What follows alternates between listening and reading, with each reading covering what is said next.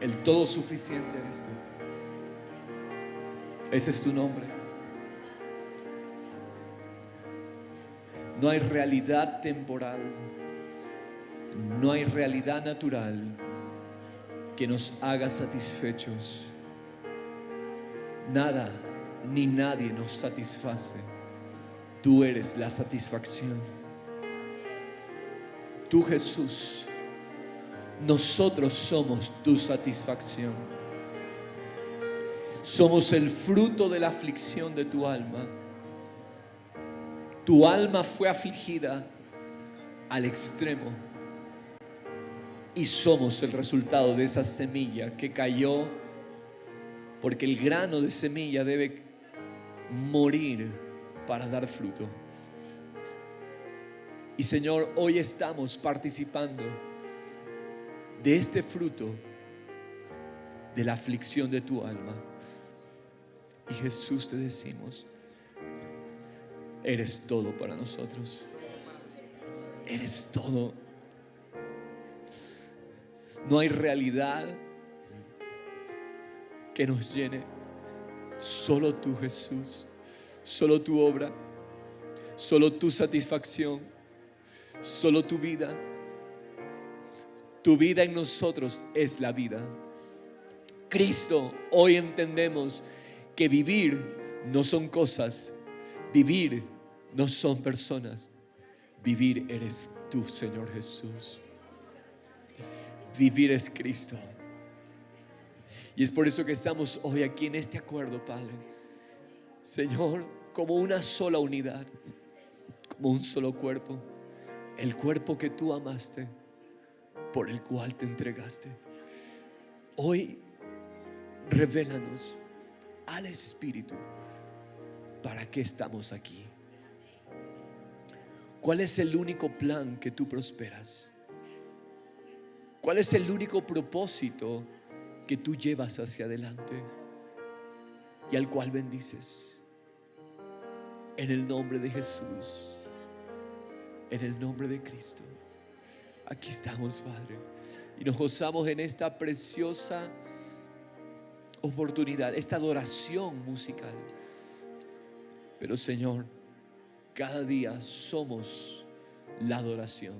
Nosotros no adoramos, nosotros somos la adoración cuando nos rendimos al único plan de los siglos. Jesús, Jesús, Jesús. Gracias, Padre. Gracias, Jesús. Dígale al Señor, Shaddai. El Shaddai. Él significa Dios, Shaddai, todo suficiente, el que es toda satisfacción. El Shaddai, Dios todo suficiente, todopoderoso, es Él para nosotros. Gracias, Cristo. Gracias, Jesús. Amén. Amén y amén, familia. Qué bueno es Dios y maravilloso es Él. Isaías 53. El Evangelio según Dios es este capítulo, un precioso capítulo, maravilloso. Yo diría que es el centro de la obra profetizada de Cristo. Isaías, el profeta Isaías, profetiza con anticipación, con exactitud lo que iba a suceder con el Mesías. Estamos en esta serie sobre el hombre espiritual y estamos en estos 2 domingos con el de hoy. Estamos hablando de la unidad del Espíritu. La unidad del Espíritu. La unidad del hombre maduro. Porque el hombre maduro es un hombre que camina en unidad. Ahora quiero aclarar esto, lo he repetido, pero yo sé que esto va a servirle a usted para entenderlo mejor. No es que hay varios hombres maduros. Hay un solo hombre. Hay un solo varón perfecto. Y ese es el Señor Jesucristo. Nuestro Dios, iglesia amada, nuestro Dios logró la más grande obra por medio de la salvación. ¿Cuál fue esa obra? Salvar un pueblo de, póngale atención a esto, toda lengua, toda tribu, toda nación, todo contexto, de todo trasfondo cultural. Dios salvó a un pueblo, un solo pueblo. Él no tiene muchos pueblos, Él tiene uno solo. para hacer de ellos un solo hombre. Para hacer de ellos, de todos esos de diferentes trasfondos, lenguas, idiomas, culturas, hacer de ellos un solo hombre. Un solo hombre. ¿Cuál es ese hombre? El cuerpo del Mesías. Dios es uno en el cielo y nosotros fuimos unidos a Él para ser uno en la tierra. Dios es uno en el cielo y nosotros fuimos llamados, salvados, escogidos de todos trasfondos para hacernos uno en la tierra. Dios es uno en el cielo. Cristo, por medio de su cuerpo, es Dios en la tierra. Nosotros somos, no hay varios, hay solo uno. Un solo cuerpo sobre la tierra para manifestar a un solo hombre sobre la tierra. Es un solo cuerpo. Es un hombre divino caminando en la tierra. Cuando la iglesia entiende el espíritu del hombre maduro, la iglesia es un hombre divino caminando sobre la tierra. Lo que Adán no pudo hacer, el cuerpo del Mesías lo es sobre la tierra. Lo que Adán falló en hacer, glorificar, manifestar a Dios sobre la tierra, el cuerpo del Mesías lo hace sobre la tierra. Esto de aquí aclara muchísimas cosas acerca de nuestro propósito sobre la tierra. Familia, fuimos llamados a expresar a uno. Es el hombre divino caminando sobre la tierra. Cristo es Dios, Cristo es hombre a la vez. Es un hombre divino caminando sobre la tierra por medio de su cuerpo, el cuerpo del Mesías. Aleluya. Cristo el varón perfecto, Cristo el hombre maduro, y tú y yo somos parte de ese plan. Tú y yo somos parte del más grande plan de la eternidad. Mi hermano querido, Cristo no salvó a un pueblo para mejorar la vida individual de cada uno. Aclaremos esto. Cristo nos salvó para mejorar tu vida individual, mejorar tu vida individual, mejorar mi vida individual. No. Cristo nos salvó a un pueblo para mejorar vidas y propósitos individuales. Dios salvó a un pueblo para hacerlo la expresión solo de Él sobre la tierra. Si hay un plan que el Dios eterno está llevando a cabo, es glorificar su nombre por medio de su Hijo. En la tierra, su Hijo es la cabeza, nosotros somos el cuerpo. Y el Padre prospera, no tu oración individualista, no mi oración individualista. El Padre prospera la oración que busca su propósito. En esa voluntad, en ese propósito, Dios desea mostrar las riquezas de su gracia por medio de ti, por medio de mí, cuando tú y yo operamos como uno. ¿Cuándo es que Dios va a mostrar las riquezas de su gracia? Efesios capítulo 1 dice que Él nos salvó para mostrar las riquezas de su gracia. ¿Cómo es que Dios lo va a hacer? Cuando tú y yo operamos como uno. Cuando tu matrimonio opera como uno. Cuando tu familia opera como uno. Cuando las congregaciones operan como uno. Dios va a prosperar su plan en ellos. Dios es uno y la eternidad ha sido el escenario para Él glorificarse. Dios es uno y la eternidad es su escenario. La eternidad, desde siempre y hasta siempre, Dios busca y ha buscado y buscará glorificarse, Él mostrarse, pero mostrarse como lo que Él es. Él es uno. Y en la obra de la cruz, su gloria como uno fue manifestada. ¿Cuál fue la escena principal en este teatro donde Dios está mostrando su gloria? La obra de la cruz. ¿Por qué razón?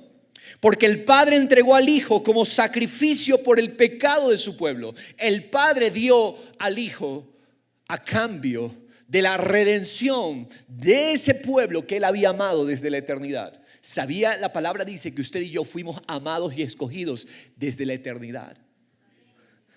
Él ya había pensado en nosotros, Él nos había amado. Eso es lo que dice Romanos capítulo 8. Amados desde antes. Usted no está aquí porque un día usted simplemente se iluminó y aceptó a Cristo. No, Él ya había pensado en usted desde antes de la eternidad.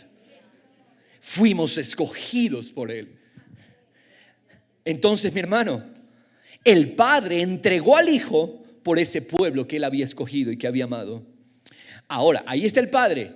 El Hijo se entregó a sí mismo como ofrenda para complacer al Padre. El Hijo se entrega. El Padre había pensado en el plan para redimir a su pueblo. El Hijo se entrega a la voluntad del Padre para complacer al Padre. Y el Espíritu Santo es el agente encargado de revelar esta gloria a su pueblo. El Espíritu Santo nos lo revela a nosotros, nos lo muestra. Si Dios es uno, Él me da el poder en Cristo para que mi corazón sea uno. Si Dios es uno, Él nos da el poder para unificar nuestro corazón. Salmo 86, el salmista David dice: unifica mi corazón para que yo tema tu nombre. ¿Dónde empieza la unidad? No es peleando con la gente para que seamos uno. No es peleando con tu esposo para que tu esposo se una a ti. No es peleando con tu esposa para que tu esposa se una a ti. La unidad empieza en nuestro corazón. Un corazón unido va a ser el canal y el vehículo de Dios para traer la unidad al matrimonio, la unidad a la familia, la unidad con los hijos. De hecho, el profeta Malaquías cierra el Antiguo Testamento diciendo: el espíritu de Elías hará volver el corazón de los padres a los hijos y luego el corazón de los hijos hacia los padres. Mire cómo trabaja Dios. El orden de Dios es hacer volver mi corazón al Señor. El Espíritu de Dios trabaja haciéndonos volver a nosotros, a cada uno, al Señor. Y entonces la unidad resulta en el matrimonio, en la familia, en el hogar. Iglesia amada, ese poder lo recibimos en Cristo. Si Dios es uno, nos va a dar poder para que el matrimonio sea uno. Si Dios es uno, Él en Cristo nos da el poder para que nuestra familia sea uno. Si Dios es uno, Dios nos da el poder para que su iglesia camine como uno. Se trata de Cristo, familia. Iglesia del Señor, el Padre busca una sola cosa. Una sola cosa está en la agenda del Padre: exaltar a su Hijo. El Padre lo exalta a su Hijo. El Padre tiene esa agenda. El Padre no tiene 2 agendas, 3 agendas, 4. El Padre tiene una sola: exaltar al Hijo. Y el Hijo no lo formamos usted y yo como el cuerpo que Él salvó. Él es la cabeza y nosotros el cuerpo. Por lo tanto, Dios, escúcheme, Dios quiere exaltar a su iglesia. Porque Dios está buscando exaltar a su Hijo y usted y yo estamos en el Hijo. Iglesia amada, es crucial este entendimiento. Es crucial.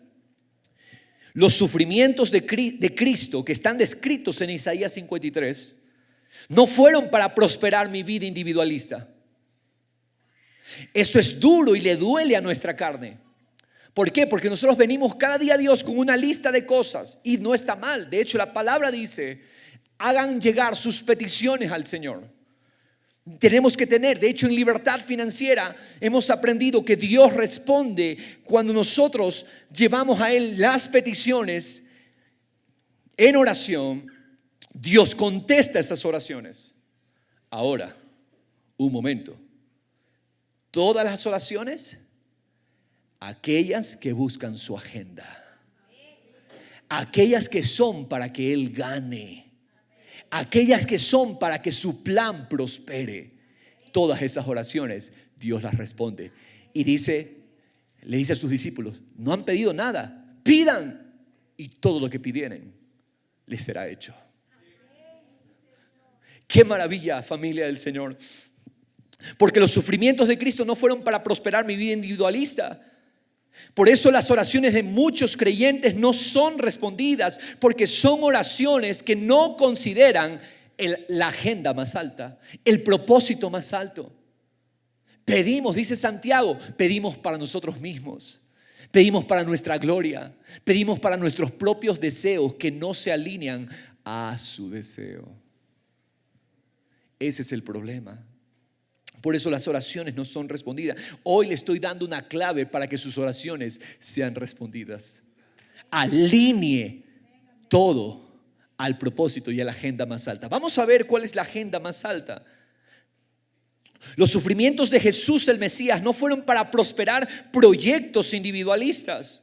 Los sufrimientos del siervo de Jehová fueron para prosperar su propia agenda. Por eso es crucial que tú y yo aprendamos esto.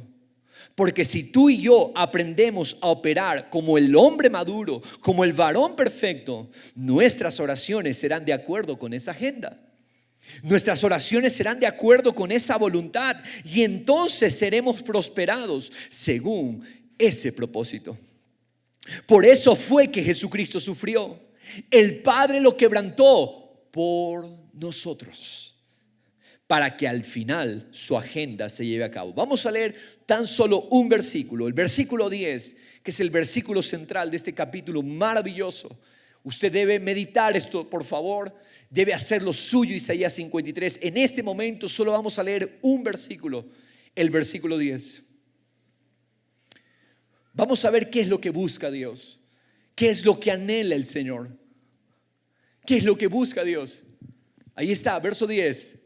Pero quiso Jehová quebrantarle. El Padre quiso quebrantar a su Hijo. El Padre quebrantó al Hijo. Quiso, por favor, subraye esa palabra, resáltela. Quiso. ¿Qué es lo que el Padre quiso? ¿Qué es lo que el Padre deseaba? Suena fuerte esto de aquí. Pero no es porque Dios buscaba el sufrimiento simple de su Hijo. No, es porque hay un propósito detrás. Pero eso sí, no fue Satanás el que quiso llevar a Cristo a la cruz.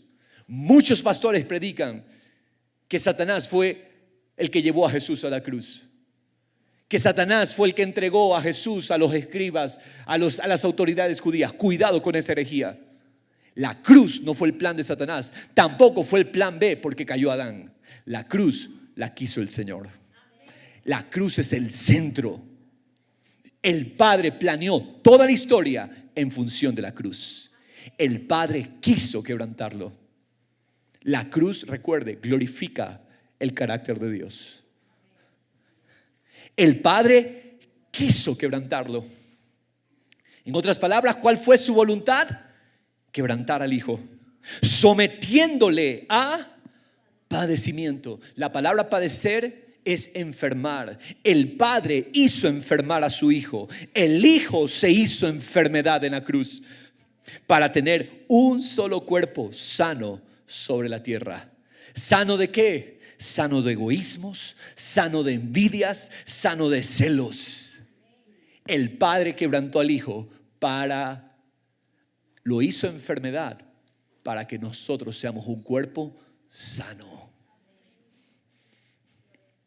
Cuando Él se entregue a sí mismo, mire lo que dice, cuando el Padre quiso, ahí está la voluntad del Padre. El Padre quiso. Ahora, mire lo que dice a continuación. Cuando Él, hablando del siervo de Jehová, Jesús, el Hijo, cuando Él se entregue a sí mismo. Sí, el Padre quiso, pero también el Hijo quiso. Jesús dijo, yo doy mi vida de mi propia voluntad, nadie me la quita. Esto es un misterio eterno. El Padre quiso, el Hijo quiso también. Dice, entregarse a sí mismo como ofrenda de expiación. Cuando Él se entregue como ofrenda de expiación, verá a su descendencia, verá su linaje. Ahora, yo quiero que note esto aquí. Usted probablemente, si lleva tiempo con el Señor, ha leído este versículo varias veces y no había notado esto. No dice, verá sus descendencias, verá sus linajes, verá sus simientes. verá a su descendencia. Es una sola. Él nos entregó para lograr varias simientes. Él se entregó por una sola descendencia, una sola simiente, un solo cuerpo. Y esto es lo que tenemos que entender, porque tú sigues operando individualista. Tú sigues operando de manera individual y no entiendes el valor del cuerpo. Tus oraciones van a ser estorbadas. El hombre que no entiende su unidad con su esposa, sus oraciones son estorbadas. ¿No lo que dice primera de Pedro 3? Iglesia, cuán crucial es entendamos que Él solo prospera a uno. Él no prospera a dos ni a tres, solo prospera a su cuerpo sobre la tierra. Y cuando su cuerpo opera como uno, cuando su cuerpo ora en función de uno, no habrá ninguna petición que quede sin contestar. No habrá ningún plan que nos propongamos que no se logre alcanzar. No habrá ninguna meta imposible de alcanzar cuando entendemos Él nos hizo uno sobre la tierra.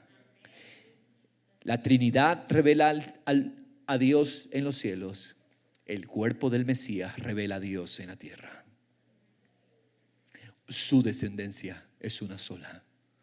Por eso, mi hermano querido, únete. Dile a la persona que está a tu lado, dile, únete en una mente. Qué precioso cántico. Pon en mí la misma mente que hubo en Cristo. El problema no es el espíritu, el problema es la forma de pensar. Ya recibimos el espíritu de unidad. El problema es que seguimos pensando individualistas. Y Dios no prospera eso. Vamos a ver, aquí el mismo versículo lo dice. Cuando el Hijo se entregue como ofrenda de expiación a sí mismo, verá a su descendencia, prolongará sus días. ¿Cuántos quieren días prolongados? Dios no creó al hombre para ver muerte sobre la tierra. Dios creó al hombre para eternidad, para días prolongados. Y el Padre prolonga los días del Hijo. Asegúrate de estar en el Hijo para que tus días sean eternos. Asegúrate de estar en el Hijo para que tus días sean de eternidad. Porque el Padre solo prolonga los días del Hijo. Prolongará sus días y la voluntad de Jehová en su mano prosperará. Por favor, volvamos a leer esta última oración. La voluntad de Jehová en su mano prosperará. ¿Cuál es la voluntad que prospera? ¿La tuya?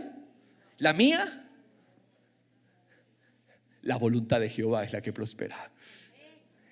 El Padre solo va a prosperar la voluntad de Él a través del Hijo. En su mano prosperará. Dios prolonga una sola vida. ¿Sabes cuál es la vida que prolonga?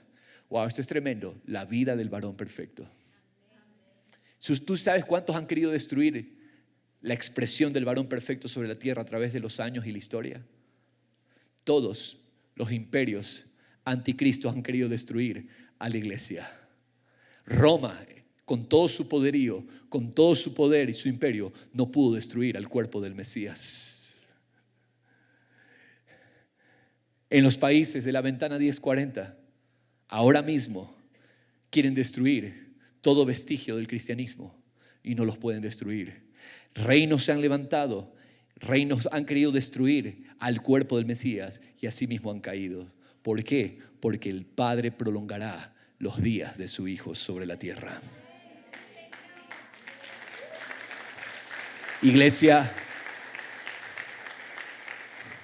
¿qué tiene que ver esto conmigo, pastor? ¿Tú quieres vivir una larga vida? Asegúrate de que estás en la unidad del Mesías, porque son los días que Él prolonga. Y es la única voluntad que Él prospera.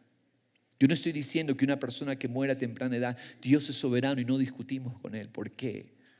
Pero una sola cosa sé, que el cuerpo del Mesías prolongará sus días sobre la tierra. Nada ni nadie podrá destruir a la iglesia del Señor.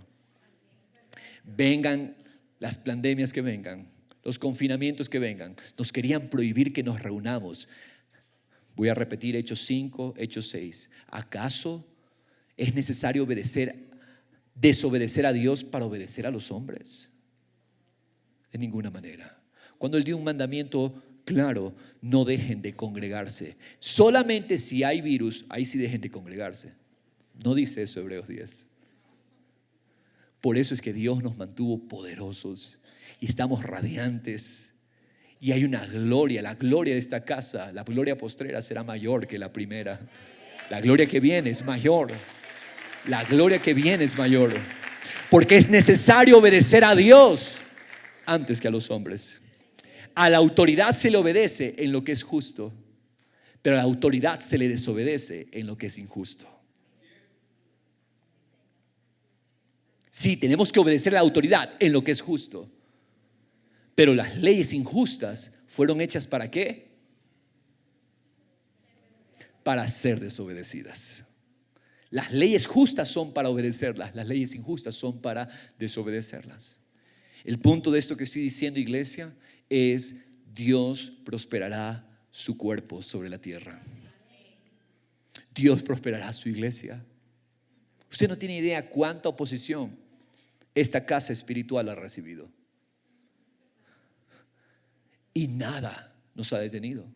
El consejo de Gamaliel a todo el concilio, el Sanedrín, fue: espérense, si estos apóstoles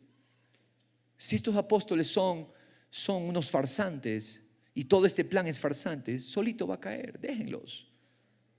Y aquí estamos pasando la prueba del tiempo. 30 años, no nos avergonzamos de 30 años. 30 años de su fidelidad, 30 años de su amor, 30 años de su gracia, de su poder.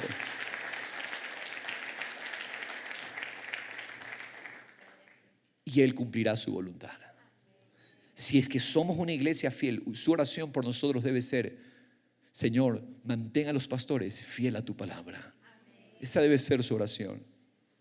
Manténlos, Señor, fiel a tu palabra, llenos de tu espíritu, para que puedan dirigir el rebaño. Y levanta pastores, levanta maestros. Vamos, en su momento, la próxima semana vamos a llegar a Efesios 4, los ministerios. Señor, levanta maestros, levanta evangelistas, porque la obra no la hace uno, la obra no la hace la familia Granja. Nosotros operamos todos como un solo cuerpo.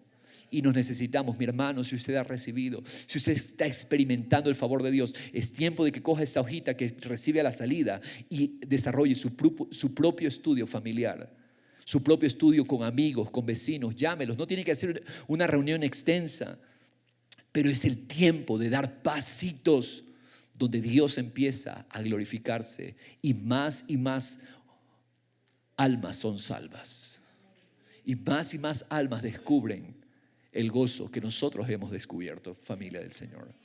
A eso nos llamó el Señor. ¿Cuál es la voluntad que el Señor prosperará?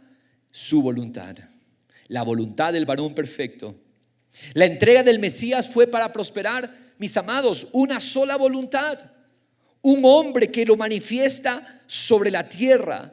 Dios no va a prosperar deseos individuales, solamente aquellos deseos, aquellos anhelos que se alinean a su voluntad eterna. Dios no va a prosperar ministerios y congregaciones porque simplemente tengan el deseo de hacer una obra.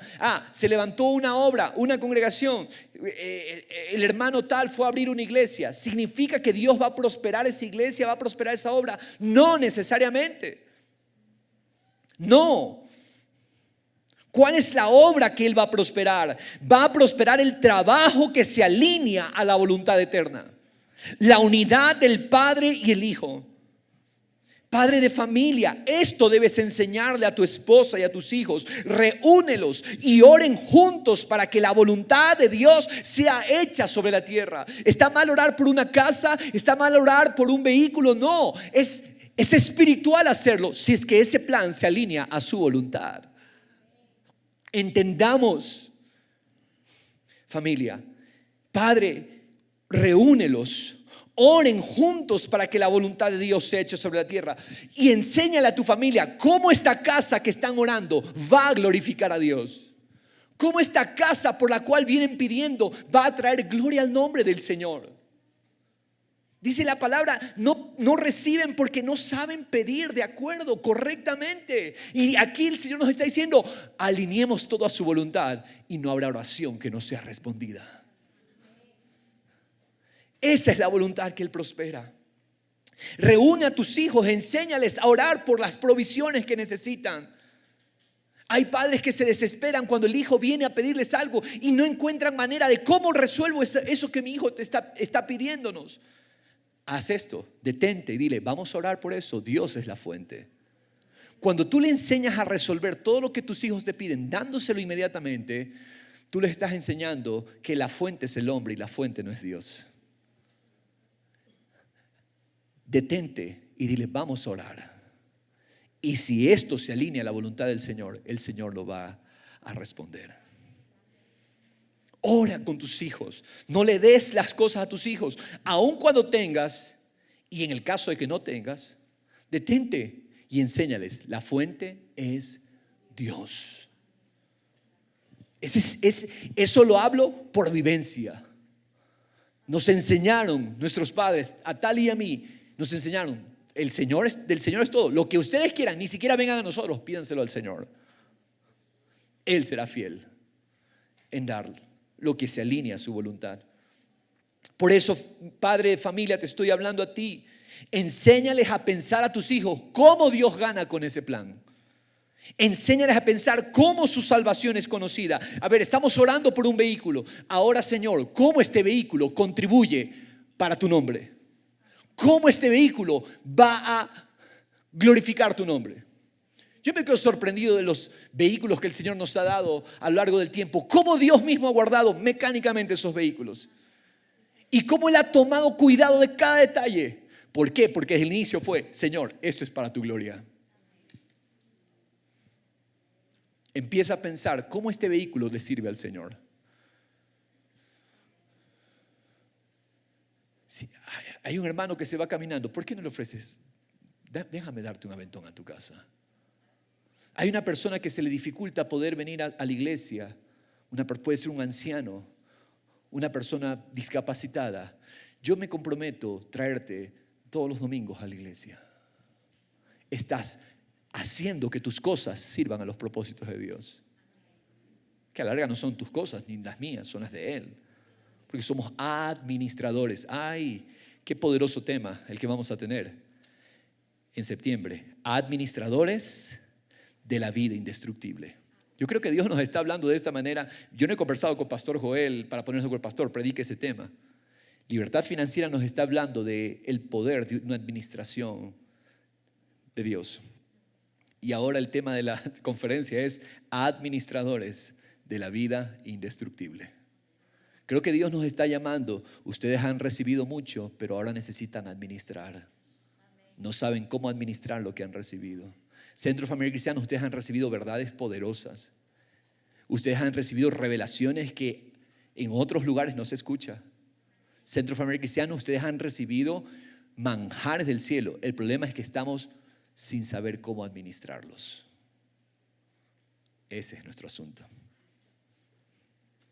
Y Dios quiere promovernos como administradores fieles. Porque alguien puede tener muchas riquezas, pero no sabe administrarlas. Y Dios quiere que administremos la vida indestructible. Poderoso mensaje, por favor. Poderosa conferencia que tendremos. No se pierda. ¿Qué es prosperidad? Aquí vamos a rescatar y vamos a volver a darle el significado correcto a la palabra prosperidad. Tristemente, Satanás se aprovechó del corazón desenfocado del verdadero evangelio, ese corazón egoísta de muchos llamados maestros de la palabra, y acuñaron a esta enseñanza como evangelio de la prosperidad. Esa enseñanza torcida acerca de ver a Dios como simplemente como un negocio. Y si tú le das a Dios, entonces espera que Dios te va a dar cuadruplicado, 10 veces multiplicado lo que tú le hayas dado. Y entonces se le llamó a ese evangelio, esa enseñanza que se enseña solamente el beneficio, pero no enseña la causa que debe ser. Damos, no porque esperamos recibir, damos porque hemos descubierto el gozo y la alegría de dar. Damos porque hemos descubierto el carácter de Cristo. Cristo lo dio todo y su cuerpo entonces lo da todo. Ese es el cuerpo de Cristo. Ese es el carácter de Cristo. Pero entonces le llamaron a esta falsa enseñanza evangelio de la prosperidad. ¿Y qué es lo que hace Satanás? Satanás es un perfecto distorsionador. Y entonces escuchamos la palabra prosperidad. Oh, no me hables de prosperidad porque eso es del diablo. No me hables de prosperidad porque eso es satánico. Cuidado con esa actitud. Porque el hecho de que el diablo sea distorsionador y tome las palabras de la verdad y las tuerza, no significa que esas palabras son satánicas. Dios es el autor del lenguaje y las palabras. Y la palabra prosperidad tiene un sentido bíblico, espiritual, verdadero. Por eso Isaías 53:10 que acabamos de leer, que dice: Jehová prosperará su voluntad a través del sufrimiento de su Hijo. Su Hijo, nuestro Salvador. ¿Qué es prosperidad? Redimamos la palabra prosperidad. Prosperidad verdadera es cuando Jesús está en mis planes. ¿Qué es prosperidad verdadera? Cuando Jesús está en mis planes. Y Jesús va a estar en mis planes cuando mis planes buscan su gloria, la gloria del varón perfecto. ¿Cuántos quieren verdaderamente prosperar? Bueno, verdadera prosperidad es cuando Jesús está en tus planes.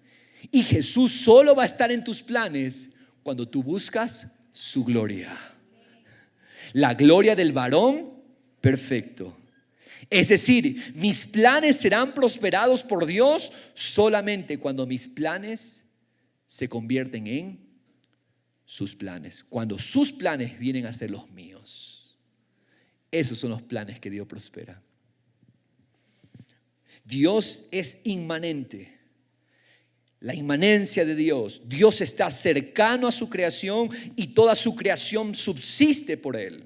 Él es omnipresente. Dios está presente en todo el universo. Pero, escúcheme, su prosperidad y su bendición no están en todas partes. Su prosperidad y su bendición solamente alcanzan nuestros trabajos cuando nos ponemos de acuerdo con su plan. Tú vienes pidiendo a Dios: Señor, quiero que mejore mi situación financiera, y no ves resultado. ¿Sabes por qué? Porque no estás considerando su plan. Miren lo que dice Mateo 18:20. Vamos juntos allí. Este versículo de aquí se lo ha tomado para iniciar las reuniones de muchas iglesias. Cuando van a empezar y la oración de inicio de las iglesias mencionan este versículo generalmente. Pero de tanta repetición, este versículo sin conciencia correcta, le perdimos el poder de esta poderosa afirmación que Jesús nos da. Mateo 18:20. Porque donde están dos o tres reunidos, la palabra reunidos es la palabra griega sunago. ¿Qué significa esta palabra? Guardados. Donde están dos o tres, guardados, juntados, convocados en nombre del pastor, en nombre de fulano porque tiene más años en la iglesia. No. Hay un solo plan que Dios aquí bendice. Vamos a ver, donde están dos o tres guardados, juntados, convocados, un mismo plan. En mi nombre, allí estoy yo. Deseamos que Dios esté en nuestras familias. ¿Qué tal si nos ponemos de acuerdo en guardarnos en su nombre como familia? Queremos que Dios esté en nuestro matrimonio. ¿Por qué no nos ponemos de acuerdo para que seamos guardados en su nombre como matrimonio? Guardados, sunago. Allí estoy yo. En otras palabras, Jesús no se presenta en todos lados. Jesús no prospera cualquier plan. Es aquel plan donde dos o tres se ponen de acuerdo en su nombre. Esta semana tuvimos la oportunidad de ir con un grupo de hermanos y jóvenes a la playa. Estuvimos desde el día miércoles hasta ayer. Qué maravilloso es esto. Cómo Dios prospera todo cuando nos ponemos de acuerdo en Él. ¿Sabe qué? No tenemos ni que sudar. No tenemos ni que esforzarnos. Toda la prosperidad del Señor, de principio a fin. Ninguno velando por su propio interés. Desde el más chiquitito hasta el más grande, todos buscando el interés común. Todos buscando la bendición del otro. El uno no se iba muy adelante porque quería asegurarse que el carro que venía atrás esté cuidado, resguardado, y todos cuidando unos de otros. Nunca nos enteramos de un solo pleito, pelea. Y no significa que no las podría ver, las podría ver. Sin embargo, fácilmente se resuelven. ¿Por qué? Por corazones sanos. Por corazones que no están buscando mi deseo individual, sino Jesús. El deseo de Jesús. Y una paz de inicio a fin, una risa, un ambiente de gozo. Hasta el clima que estuvo como queriéndose portar inclemente, lo tornamos en gozo. Familia, ¿por qué?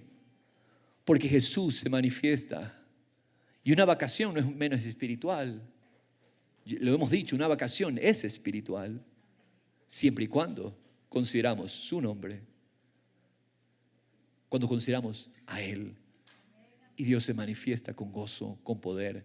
Allí estoy, yo prospero ese plan, dice Dios. Yo prospero ese plan, ese deseo. ¿Cuál es el contexto de este pasaje en Mateo 18?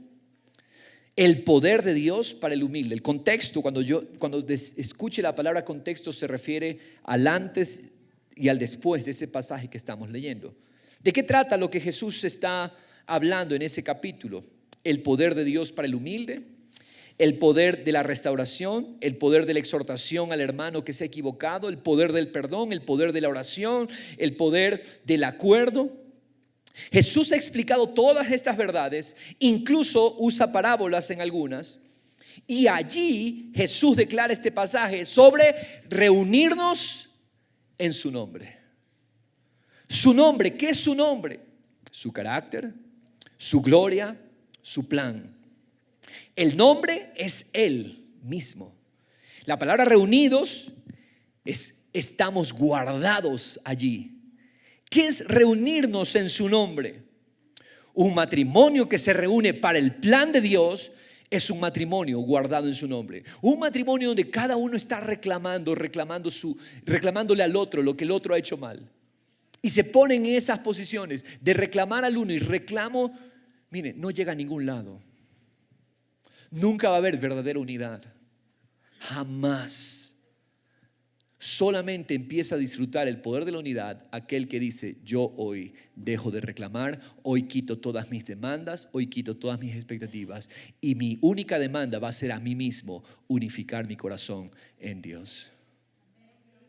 Pero mire, usted llega a una consejería y el uno dice: pero es que él es esto, él es lo aquí, él no me entiende, él no me comprende. Y el otro dice: pero es que ella esto aquí, es aquí. Y usted puede pasarse ahí y estar ahí escuchando, y eso nunca termina. Hasta que no haya uno que diga: yo voy a aprender de Jesús, que es manso y humilde. Quien no teniendo nada en que se equivocó, nada en lo cual Él cometió error, Él tomó la posición de humillarse. ¿Sabe cuál es la clave? El espíritu de humilde y manso de Cristo. Porque hasta que tú no quites esas demandas hacia tu cónyuge, no se va a resolver nada. Dice Jesús: aprendan de mí, soy manso y humilde. Dice Jesús: vengan a mí. ¿Sabes? El problema de nuestra división no es que no nos entendemos entre nosotros. El problema de nuestra división es que no vamos a Jesús. Ese es el problema de la división. Es un problema del corazón. La división no está porque somos diferentes. Recuerda, toda lengua, toda tribu, toda nación nos hizo un pueblo. El problema está en que no vamos a Jesús para que Él nos una. Y para ir a Jesús significa: Señor, hoy aprendo de ti. Tú eres manso, tú eres humilde. El mismo Espíritu está en mí. ¿Qué es lo que pasa? Seguimos cuestionando. Incluso cuestionamos a Dios. ¿Y por qué, Dios? Quita tus demandas y aprende de Jesús, que es manso y humilde.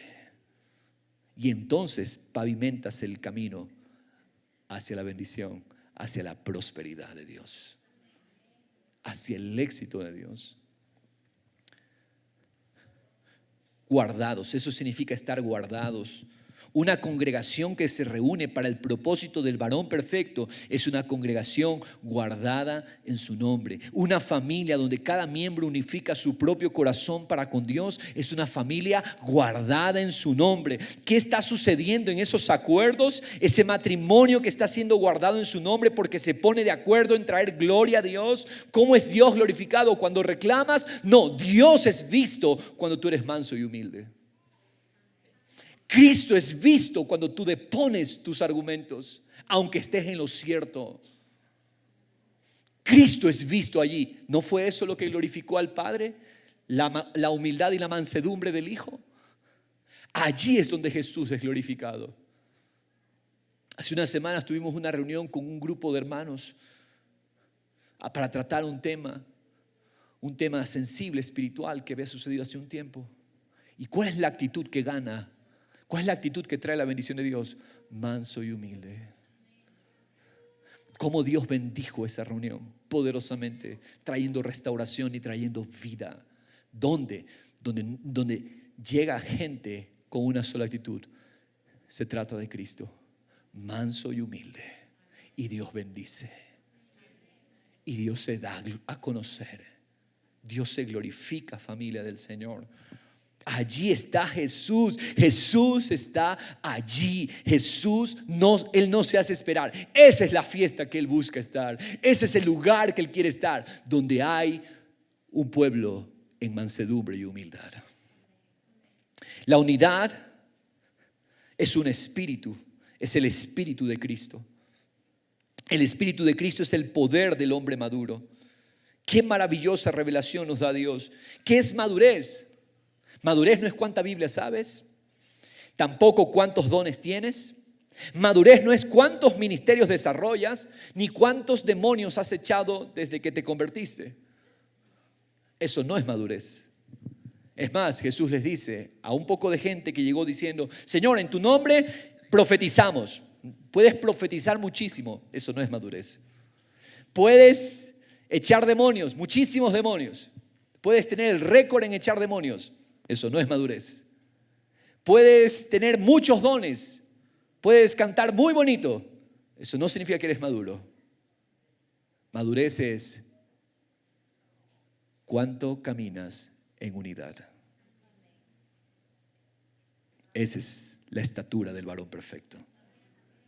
Cuánto caminas en unidad define cuán maduro eres.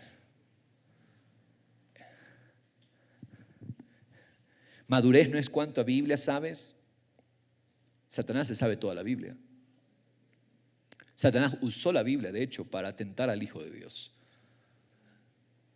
No es cuánta Biblia, es cuánto tú decides unirte. Esposos, Dios les habla esta palabra a ustedes. Madurez es cuánta unidad disfrutas en tu matrimonio. Eso es madurez. Puedes haber nacido en el Evangelio y aún así seguir siendo un inmaduro. Porque es cuánto nos unimos. En este testimonio que les cuento del paseo, en todo tiempo era: Señor, porque Dios me viene hablando de esto ya hace algún tiempo atrás, mucho tiempo atrás, y es cuánto yo puedo menguar para que Cristo esté allí en medio. Cuánto yo puedo decrecer para que sea menos Diego y más Jesús fluyendo. Y cómo Dios bendijo eso de inicio a fin, hasta el final. Llegamos cerca a las 9 de la noche y el pastor tiene que predicar al siguiente día. Y aquí estamos, con todo el gozo, con toda la alegría, con toda la seguridad de que Dios está allí en medio. Donde hay un espíritu de unidad, allí hay milagros, allí hay sanidades, allí hay provisión abundante, allí hay gozo, allí hay paz. Y déjame decirte, no hay riqueza material que se compare a esa riqueza, en lo absoluto. Allí está Jesús. Oye, donde sea que vayamos, pero que Jesús esté allí, yo me apunto. Qué tremendo es esto. Por eso, madurez según Dios es la capacidad de caminar en unidad. ¿Y quién lo va a hacer? ¿Quién produce esa unidad? Solo el Espíritu de Dios. Por eso el apóstol Pablo en Efesios 4, dirigido por el Espíritu de Dios, nos da una palabra muy práctica para cultivar el espíritu de unidad. Primero, él se presenta como prisionero del Señor. Miren, leamos por favor. Dice: yo pues, prisionero del Señor, les ruego que vivan de una manera digna de la vocación con que han sido llamados. ¿Por qué empieza diciendo? ¿Qué tiene que ver Pablo? Ya la carta ya está introducida. La carta se empezó a escribir 3 capítulos atrás. ¿Por qué Pablo necesita traer aquí a colación: yo, Pablo, prisionero del Señor? Esto es importante. ¿Sabes por qué? Porque la unidad se experimenta solamente cuando esclavizas tu voluntad a la voluntad del Señor. Repito esto no le gusta a tu carne, no le gusta a mi carne, porque nosotros queremos nuestro propio bien. ¿Cómo un grupo puede ser bendecido cuando dejamos de buscar nuestro propio bien y empezamos a ver el bien del otro? Le he contado lo que el Señor hizo. Maravilloso, perfecta ilustración para ilustrar lo que estamos viendo esta mañana. Cómo cada uno empieza a ver por el otro, porque no se trata simplemente del otro, se trata de Jesús. Si yo procuro la unidad, Jesús se va a manifestar en medio. Jesús va a estar allí. Pero para que Jesús se manifieste, yo necesito volverme prisionero del Señor. ¿Qué significa eso? Mi voluntad es siervo de la voluntad del Señor. Y cuando te vuelves un siervo del Señor, tendrás el más grande provecho y la más alta ganancia. Cuando tú esclavizas tu voluntad, no se trata de mi voluntad, se trata de la voluntad de Él. Y yo esclavizo mi voluntad. Señor, tu voluntad, mi voluntad va encadenada a la tuya. ¿Qué pasa? Jesús dice: eso no es una cadena, ese es un yugo que nos une. Ese es un lazo que nos une inseparablemente a ti y a mí. En realidad, prisionero del Señor significa: yo estoy unido al Señor y nada me separa de Él. Yo quiero ser prisionero de Él toda la vida. ¿Cuántos quieren ser prisioneros de Él? Prisioneros de Él. Él a nadie le hace perder. Si tú te vuelves prisionero, si tu voluntad la haces, si la voluntad de Él haces tu voluntad, tú no vas a estar mal. Sí. Oye, situaciones difíciles siempre las hay, siempre las habrá, pero en todo eso caminamos con el Señor. Con el Señor caminamos. Ahora, fíjese el verso 2. Con toda humildad y mansedumbre. ¡Qué tremendo! ¿Qué dijo Jesús? Aprendan de mí, en Mateo 11, la semana anterior, que soy manso y humilde. Y ahora el apóstol Pablo nos recuerda: con toda humildad y mansedumbre. Humildad y mansedumbre es el Espíritu de Cristo. ¿Qué es humildad? Depender. ¿Qué es mansedumbre? Rendir derechos a Dios. Humildad: yo dependo de ti en todo, Señor. Yo no tengo nada de mí, todo lo que yo recibo viene de ti. Y mansedumbre es: Señor, todos mis derechos los rindo a ti. Señor, yo no tengo derechos por los cuales pelear, reclamar, que me insultaron. Señor, ese derecho te pertenece. Que mancharon mi honra, Señor, no es mi honra ya, te la he rendido, es tu honra, Señor, tú te encargarás de cómo la restauras. Manso y humilde. El manso y humilde no anda peleando, no anda disgustado. De hecho, ¿cómo se vence la ira? ¿Cómo vence esa persona que tiene arranques de ira, enojos, no puede controlar su ira? ¿Cómo vence? El Espíritu de Cristo, manso y humilde. Porque el manso ya no tiene derechos que reclamar. Dios quiere trabajar en los corazones de muchos que son irascibles, de muchos que rápidamente se encienden. Les tocaste el dedito y les pisaste el dedito y le pisó el callo y explotó. No. Allí no está Cristo. Allí no está Cristo. A Jesús no solo le pisaron el callo, a Jesús lo pisaron todo. Y no abrió su boca. Enmudeció. Mira el Espíritu de Cristo. Como oveja. ¿Sabe que la oveja cuando va al matadero no hace bulla? A diferencia del cerdo, que toda la cuadra se entera. Cuando están matando al cuchi. Pero la oveja muda. Ese es el Espíritu de Cristo. Si tan solo aprendiéramos a caminar en el Espíritu, si tan solo aprendiéramos a administrar el Espíritu que recibimos, caminaríamos en mansedumbre y en humildad. Familia del Señor. Con paciencia. ¿Sabe cuál es la palabra paciencia? Estaba leyendo la versión interlineal, o sea, cada palabra en griego se traduce literalmente. Dice largura de espíritu. Un espíritu largo. De ahí viene la palabra longanimidad. De ahí viene la palabra longitud. Largo. Largura de espíritu. ¿Ah? O sea, en otras palabras, lentamente, es tan largo que para agotar ese espíritu se requiere mucho. Es un espíritu largo. Largura de espíritu. Eso es paciencia. ¿Paciencia qué es? Ay, tengo que ser paciente. No, paciencia es un espíritu. Paciencia es el Espíritu de Cristo. ¿Cuánto le hemos ofendido y Él ha sido paciente? Es su paciencia. Adoramos su paciencia. Soportándonos, soportándose unos a otros en amor. El amor cubre multitud de faltas. El amor cubre multitud de pecados. El Espíritu de Cristo soporta. Pero no, tengo que soportarlo. No, es en amor. El amor nos hace soportar. ¿Sí? Y sin siquiera darnos cuenta, estamos soportando. Verso 3, esforzándose. Sí requiere un esfuerzo. Sí requiere un trabajo. Sí requiere una dedicación. Sí requiere una diligencia. ¿Cuál es ese esfuerzo? ¿Cuál es esa diligencia?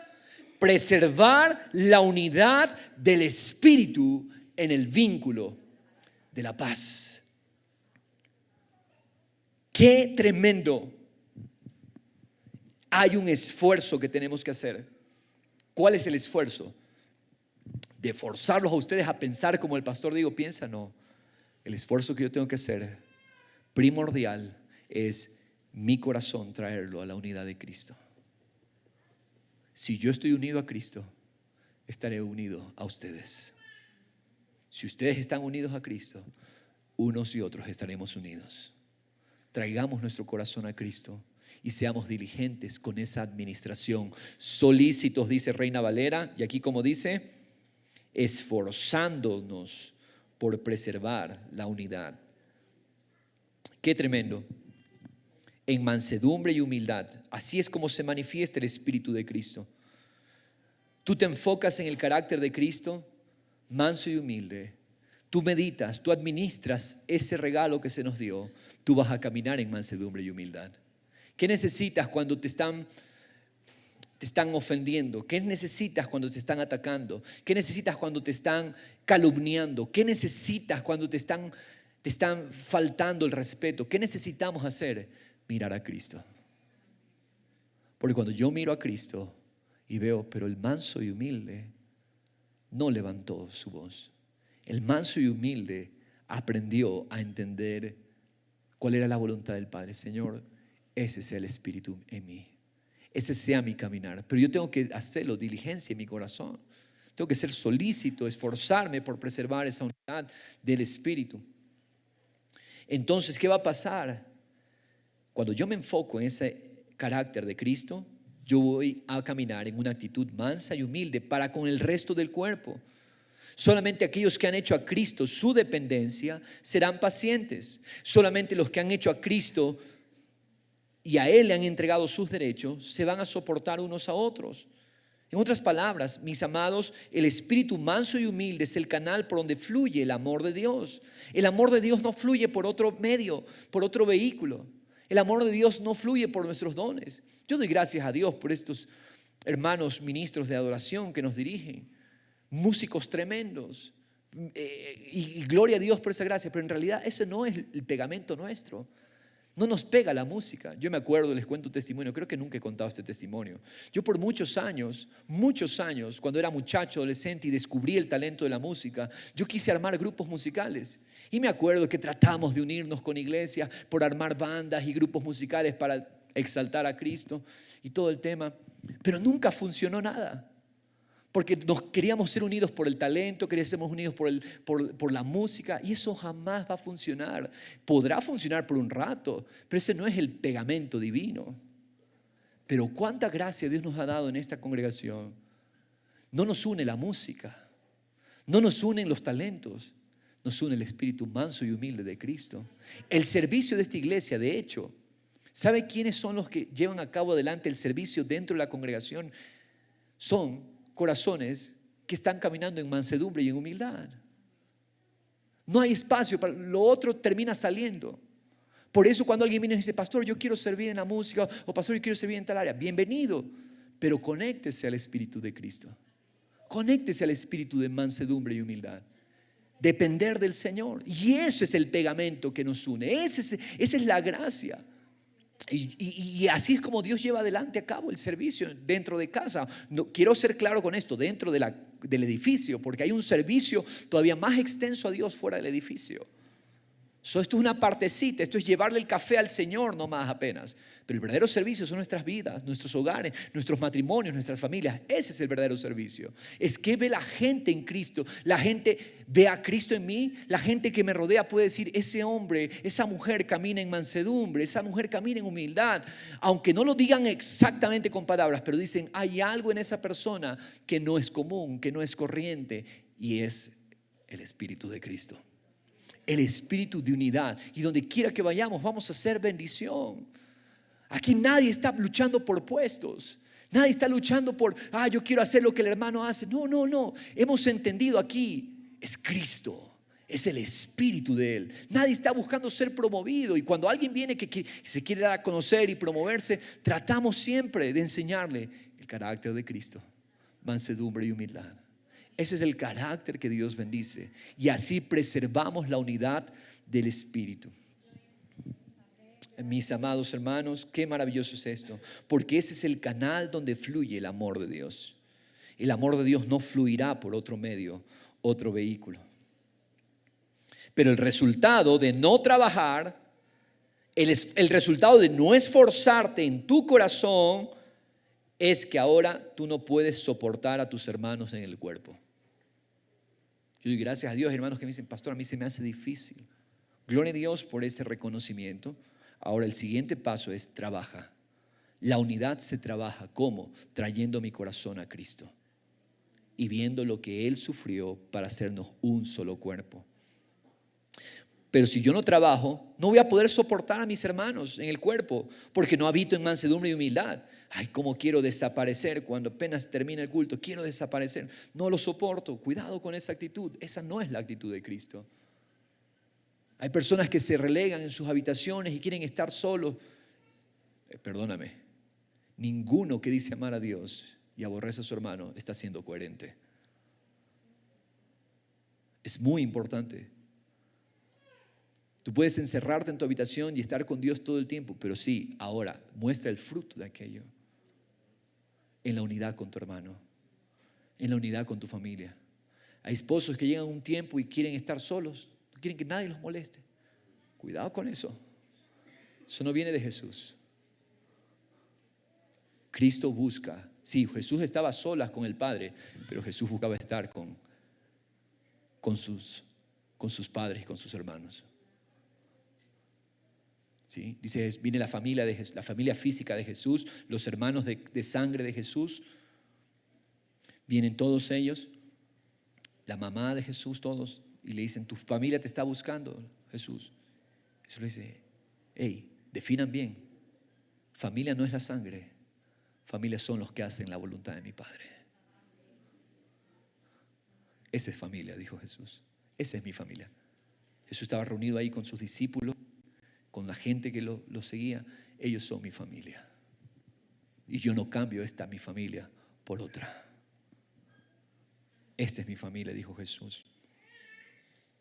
¿Saben qué es lo que sucede cuando no somos diligentes en trabajar? Tienes más alto criterio de ti que el que debes tener. Esto es tremendo. Tenemos conceptos de nosotros. Pero es que yo no soy como él, yo soy superior. Cuidado. Ese es el espíritu del anticristo. No es el espíritu de Cristo. Miras a tu hermano como inferior y es por eso que no puedes unirte al cuerpo. Ahora viene el otro extremo. El uno, el que se cree superior y que ve a los demás por encima del hombro. Ahora mira lo que viene, también sucede. Hay quienes se ven a sí mismos como tan indignos y no se ven como Cristo. Eso también no es de Dios. Hay otros que se ven tan indignos, no quieren levantar sus ojos, eso también no es de Cristo. Humildad no es pensar de nosotros indignamente. Humildad es pensar y vernos como Cristo nos ve.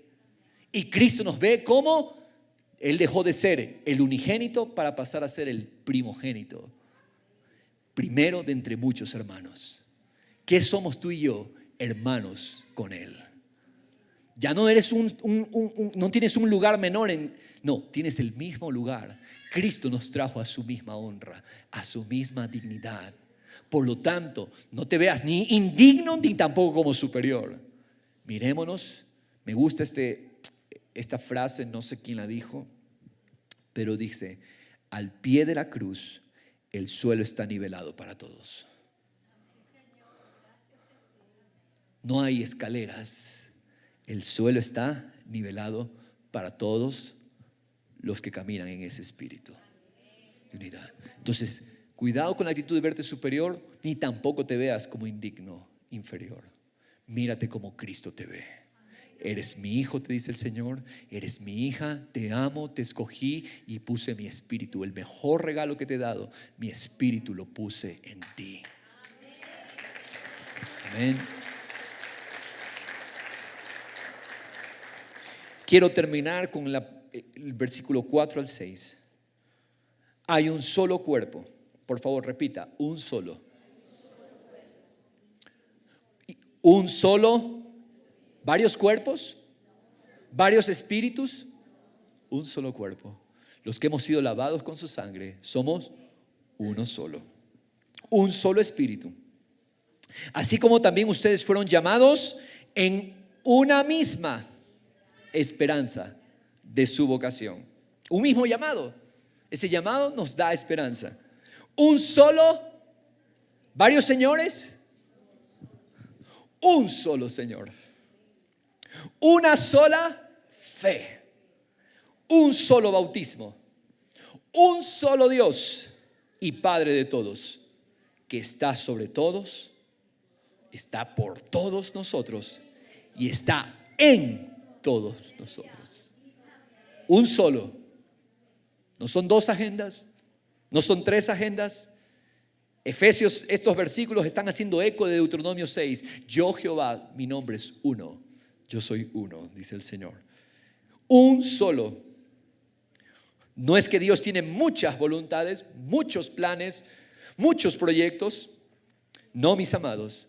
Dios tiene un solo plan, un solo medio para llevarlo a cabo, un solo espíritu. ¿Cuál es ese espíritu? El espíritu del varón perfecto, el espíritu del hombre maduro. Un solo espíritu. el Espíritu de Cristo. Pero la iglesia que entiende esto es poderosa. La familia que entiende esto es poderosa. El matrimonio que entiende esto es poderoso. El negocio que entiende esto es poderoso. Qué maravilla. Así es como preservamos la unidad del Espíritu. Cuando un cuerpo camina en esta realidad, vas a ver el poder de Dios en tu relación matrimonial, en la relación con tus hijos. Vamos a ver el poder de Dios en nuestra congregación. Las familias y la iglesia de Cristo serán poderosas en la medida de sus esfuerzos por la verdadera unidad. Pero mucho cuidado con lo siguiente: la unidad verdadera no depende de factores externos. La unidad verdadera no se logra tratando de ponernos de acuerdo en lo que pensamos diferentes unos con otros. No. Un matrimonio no se soluciona cuando el esposo increpa a la esposa con todo lo que ella debe cambiar, ni tampoco cuando la esposa guarda en su corazón una serie de expectativas incumplidas por su esposo, aflorando amargura y desilusión. La unidad verdadera empieza con una rendición del corazón al carácter de Cristo, su espíritu manso y humilde. La verdadera unidad se alcanza renunciando a seguir definiendo nuestras vidas por nuestros propios criterios. La unidad verdadera es renunciar a vivir de manera independiente cada día. Somos esclavos de Cristo. Yo no soy independiente. Yo no vivo aquí para hacer mi voluntad. Vivimos para su voluntad. Es renunciar a vivir de manera independiente y empezar a encontrar nuestro deleite, nuestra satisfacción en el hecho de haber sido unidos a Cristo. Su salvación nos unió a Él. Somos la expresión de un cuerpo de creyentes que caminan en el Espíritu de Cristo. ¿Qué es unidad? Unidad es girar alrededor de la causa de Dios. Le invito a ponerse sobre sus pies. Padre, aquí está tu cuerpo, el único, un solo cuerpo, un solo espíritu, un solo medio de santificación, un solo, no hay más, no hay dos, no hay tres. Y donde están dos o tres guardados en tu espíritu, allí está Jesús. Mi hermano, dispón tu corazón en esta hora. Un solo.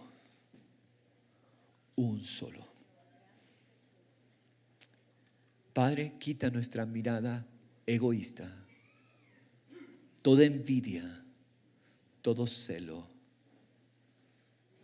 Un solo espíritu, Señor. Una sola fe. No hay muchas fe. Una sola fe. No hay muchos bautismos en varios. No, hay un solo bautismo.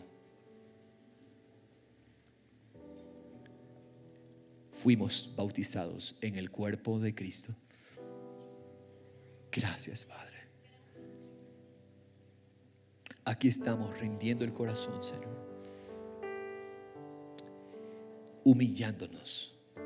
Humildad es depender de ti. Aquí estamos dependiendo. Aquí estamos entregándonos. Jesús. Puedes orar conmigo en esta hora. Dios uno, dile: dispongo mi espíritu, dispongo mi corazón para administrar el espíritu manso y humilde de Jesús que he recibido. Clamo a ti por un corazón que entiende la única voluntad, que tú prosperas. Cuando busco tu gloria, cuando busco conocerte, cuando busco servirte, cuando busco amarte, esa voluntad, tú prosperas.